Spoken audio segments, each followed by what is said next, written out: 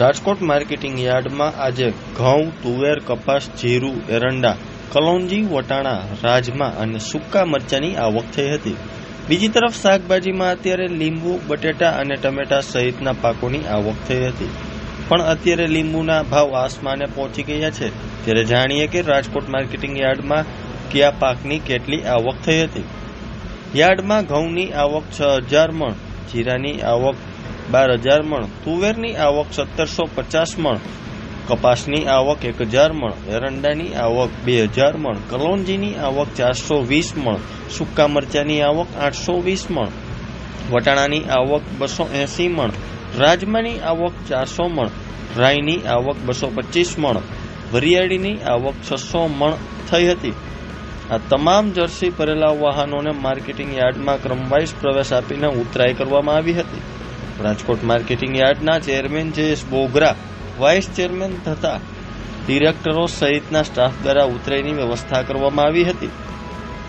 ભાવની વાત કરવામાં આવે તો લોકવન ઘઉંનો ભાવ 480 થી 536 રૂપિયા, ટુકડા ઘઉંના ભાવ 480 થી 625 રૂપિયા, કપાસનો ભાવ 1,395 થી 1,535 રૂપિયા, વટાણાના ભાવ 1,400 થી 1,600 રૂપિયા, રાજમાનો ભાવ 450 થી 1,404 રૂપિયા, એરંડાના ભાવ 1,160 થી 1,206 રૂપિયા, લાલ સૂકા મરચાના ભાવ 780 થી 2,070 રૂપિયા, રાઈનો ભાવ 1,060 થી 1,300 રૂપિયા, વરિયાળીના ભાવ 1,450 થી 2,800 રૂપિયા એક મણના ખેડૂતોને મળ્યા હતા.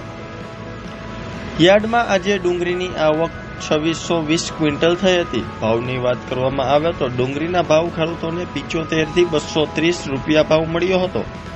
રાજકોટ માર્કેટિંગ યાર્ડમાં ગીરની ખાખડી કેસર કેરીનું આગમન થઈ ચૂક્યું છે. યાર્ડમાં આજે 103 ક્વિન્ટલ કાચી કેરીની આવક થઈ હતી. કેરીનો ભાવ 700 થી 800 રૂપિયા બોલાયો હતો.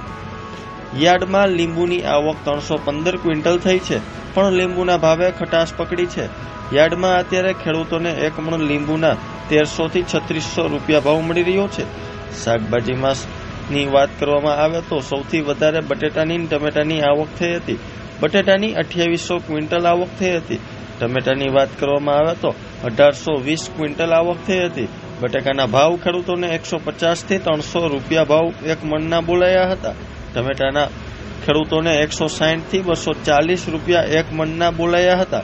રાજકોટ માર્કેટિંગ યાર્ડમાં ખેડૂતોને પૂરતા પ્રમાણમાં ભાવ મળતા હોવાથી માત્ર રાજકોટના જ નહીં પણ આસપાસના ગામો અને શહેરોના ખેડૂતો પોતાનો પાક વેચવા માટે આવે છે.